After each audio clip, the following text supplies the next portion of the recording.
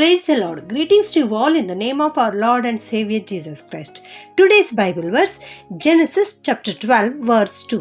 I will bless you and make your name famous so that you will be a blessing. ಆದಿಕಾಂಡ 12ನೇ ಅಧ್ಯಾಯ 2ನೇ ವಚನ.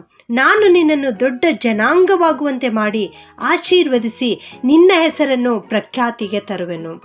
ಇಲ್ಲಿ ದೇವರು ಅಬ್ರಹಾಮನಿಗೆ ವಾಗ್ದಾನವನ್ನು ನೀಡ್ತಾ ಇದ್ದಾರೆ. ಅಬ್ರಹಾಮನಿಗೆ ಈ ರೀತಿ ಹೇಳ್ತಾ ಇದ್ದಾರೆ, ನಾನು ನಿನಗೆ ದೊಡ್ಡ ಜನಾಂಗವಾಗುವಂತೆ ಮಾಡುತ್ತೇನೆ, ನಾನು ನಿನ್ನನ್ನು ಆಶೀರ್ವದಿಸುತ್ತೇನೆ, ನಿನ್ನ ಹೆಸರನ್ನು ಪ್ರಖ್ಯಾತಿಗೆ ತರುತ್ತೇನೆ ಎಂಬುದಾಗಿ ಇಲ್ಲಿ ದೇವರು ವಾಗ್ದಾನವನ್ನು ಕೊಡ್ತಾ ಇದ್ದಾರೆ. ಅದೇ ರೀತಿಯಲ್ಲಿ ತನ್ನ ವಾಗ್ದಾನವನ್ನು ನೆರವೇರಿಸಿ ಅಬ್ರಹಾಮನನ್ನು ಬಹಳವಾಗಿ ಪ್ರಖ್ಯಾತಿಗೆ ತಂದಿದ್ದರು. ಇಲ್ಲಿ ದೇವರು ಹೇಳ್ತಾ ಇದ್ದಾರೆ, ತನ್ನ ಬಾಯಿ ಮಾತಿನ ಮೂಲಕವಾಗಿ ಹೇಳ್ತಾ ಇದ್ದಾರೆ, ನಾನು ನಿನ್ನನ್ನು ಆಶೀರ್ವದಿಸುವೆನು ಎಂಬುದಾಗಿ. ಹೌದು ನನ್ನ ಪ್ರಿಯ ದೇವಜನರೇ, ನಿಮ್ಮ ಬಾಯಿಯಲ್ಲಿಯೂ ಕೂಡ ದೇವರು ಶಕ್ತಿಯನ್ನು ಇಟ್ಟಿದ್ದಾರೆ. ನೀನು ಇವತ್ತು ಆಶೀರ್ವದಿತ ಜೀವನ ಜೀವಿಸಬೇಕು, ನೀನು ಒಂದು ದೊಡ್ಡ ಜನಾಂಗವಾಗಬೇಕು, ನಿನ್ನ ಹೆಸರು ಪ್ರಖ್ಯಾತಿಗೆ ಬರಬೇಕೆಂದರೆ ನಿನ್ನ ಮಾತಿನಲ್ಲಿಯೇ ಆ ಶಕ್ತಿ ಇದೆ. ಜೀವ ಮರಣಗಳು ನಾಲಿಗೆಯ ವಶ ಎಂಬುದಾಗಿ. ಹೌದು, ನಿನ್ನ ನಾಲಿಗೆಯ ಮೇಲೆ ಆ ಶಕ್ತಿ ಇದೆ. ನೀನು ಒಳ್ಳೆಯ ಮಾತುಗಳನ್ನು ಆಡುವುದಾದರೆ ನಿನ್ನ ಜೀವಿತದಲ್ಲಿ ಒಳ್ಳೆಯದೇ ಉಂಟಾಗುತ್ತದೆ. ನಿನ್ನ ಮಾತಿನಲ್ಲಿ ದೇವರು ಶಕ್ತಿಯನ್ನು ಅನುಗ್ರಹಿಸಿದ್ದಾರೆ.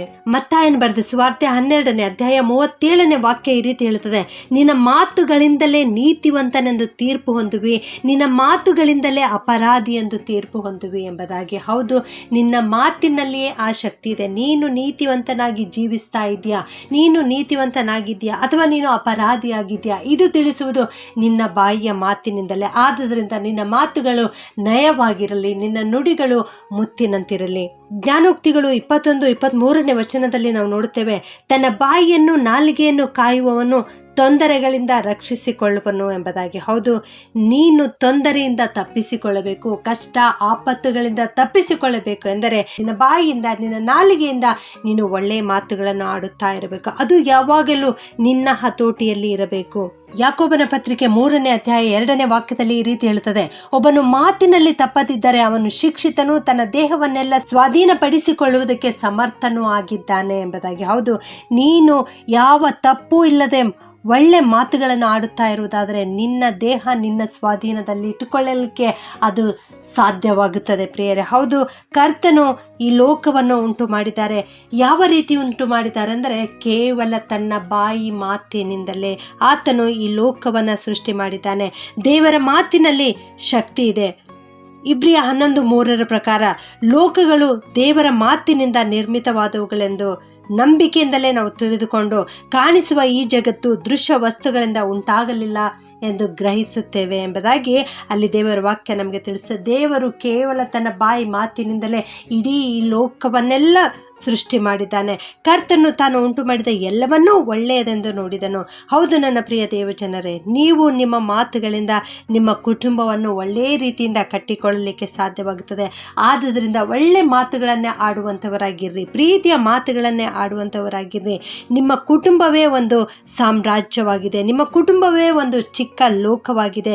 ನಿಮ್ಮ ಕುಟುಂಬ ಇವತ್ತು ಪರಲೋಕವಾಗಿದೆಯಾ ಅಥವಾ ನರಕವಾಗಿದೆಯಾ, ನಿಮ್ಮನ್ನು ನೀವು ಪರೀಕ್ಷೆ ಮಾಡಿಕೊಳ್ಳಿರಿ. ನಿಮ್ಮ ಕುಟುಂಬದಲ್ಲಿ ಯಾವಾಗಲೂ ಒಳ್ಳೆ ನುಡಿಗಳನ್ನು ನಿಮ್ಮ ಬಾಯಿಂದ ಬರುವುದಾದರೆ ಕುಟುಂಬದಲ್ಲಿ ಯಾವ ಜಗಳ ಇರುವುದಿಲ್ಲ, ಮನಸ್ತಾಪಗಳಿರುವುದಿಲ್ಲ. ಉತ್ತಮವಾಗಿ ಒಂದು ಪರಲೋಕದ ಹಾಗೆ ನಿಮ್ಮ ಮನೆ ಒಂದು ಚಿಕ್ಕ ಲೋಕವಾಗಿ ಸೃಷ್ಟಿಸಲ್ಪಡುತ್ತದೆ ಪ್ರಿಯರೇ.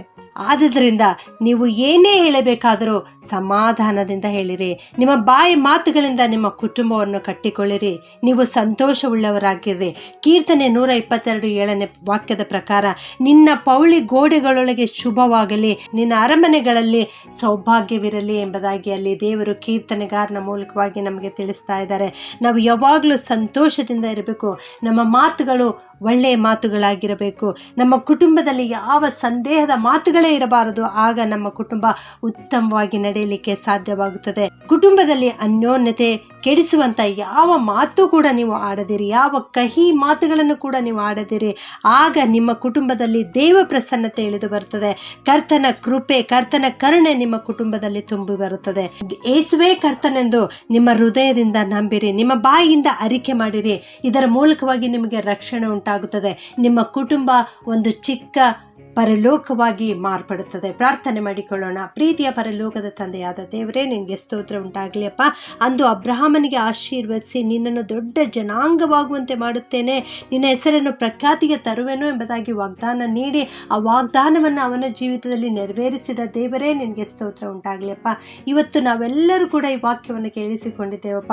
ನಮ್ಮೆಲ್ಲರಿಗೆ ಈ ವಾಗ್ದಾನವನ್ನು ಇವತ್ತು ನಮಗೆ ಕೊಟ್ಟಿದ್ದೀರಿ ತಂದೆಯೇ, ನಿನಗೆ ಸ್ತೋತ್ರಪ್ಪ.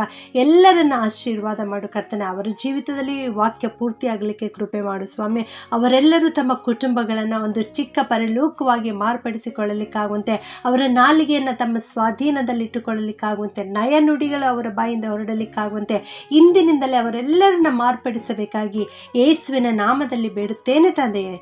ಆಮೆನ್.